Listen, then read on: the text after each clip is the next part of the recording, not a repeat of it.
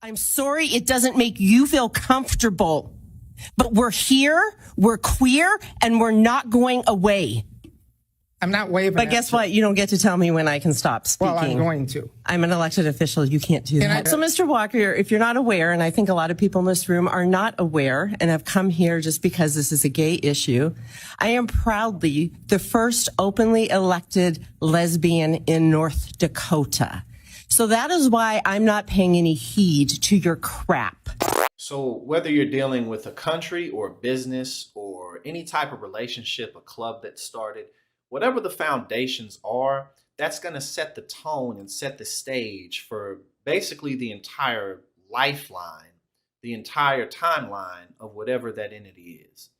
The United States was founded, made for white Judeo-Christian culture. That's what it was made for. We the people, I'm the people, I live in Minot, I have a taxpayer, I am a person. I get to see myself represented on that flagpole.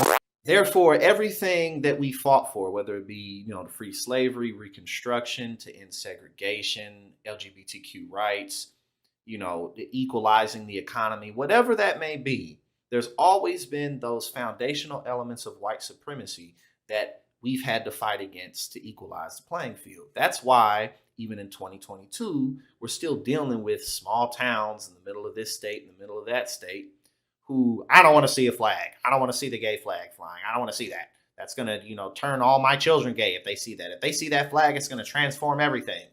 That's why that's still there, because of the very foundations that this country was made on. Every single person is entitled to see themselves represented. We are not some group of people who live in San Francisco or Seattle. We are here. The reason the Republican Party is so hyper-focused on culture wars is because culture is more powerful than policy.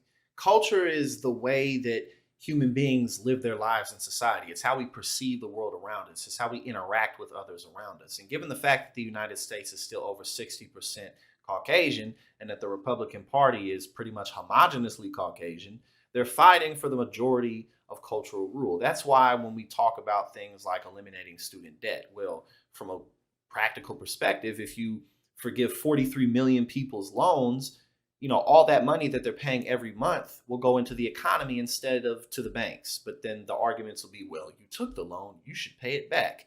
But that's metaphorical. It's not tangible.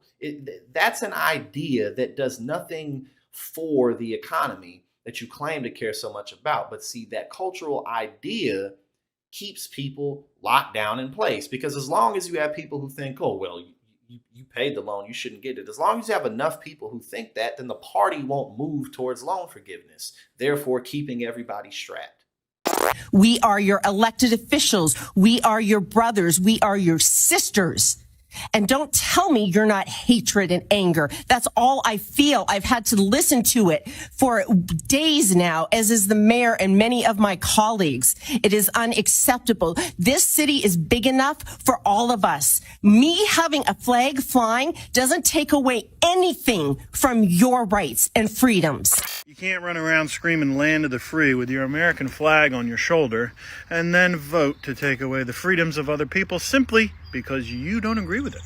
But right now, with all of this heat that's going on, with democracy itself literally being, on the verge of being taken away from us, there's really no time to play around with people who are sitting on the fence. I mean, if you can't see what the Republican Party is doing at this point, then either you are totally on board with what they are doing, so you just see it in a different light, or there's something missing up here. If you don't like the girls, the gays, and the theys, and they bother your spirit, that's fine. You don't have to be one of them. If you don't agree with abortions, you don't have to have one. If you don't agree with gay marriage, don't get gay married. If you feel comfortable with the gender stereotypes that were taught to you as a child, that's good for you. Not everybody feels that way. I think by far and away one of the most annoying things about right-wing transphobia is that you got to think that, a lot of these people who are so terrified of trans people, they see them in their imaginations more than they do in the streets. Trans people live in their minds rent-free, taking up most of their thoughts. So do just generally just the LGBTQ community. for people who are so adamantly against it and so, pressing on putting these things forward in policy decisions or just in political discussion in general. It's like, guys, trans people, homosexuals, you see them in your imaginations more than you do in real life. And of course, homosexuals and trans people are everywhere in all 50 states. But, you got to think about that. It's like you're not even seeing these people everywhere you go, but they're on your mind constantly. The irony, right?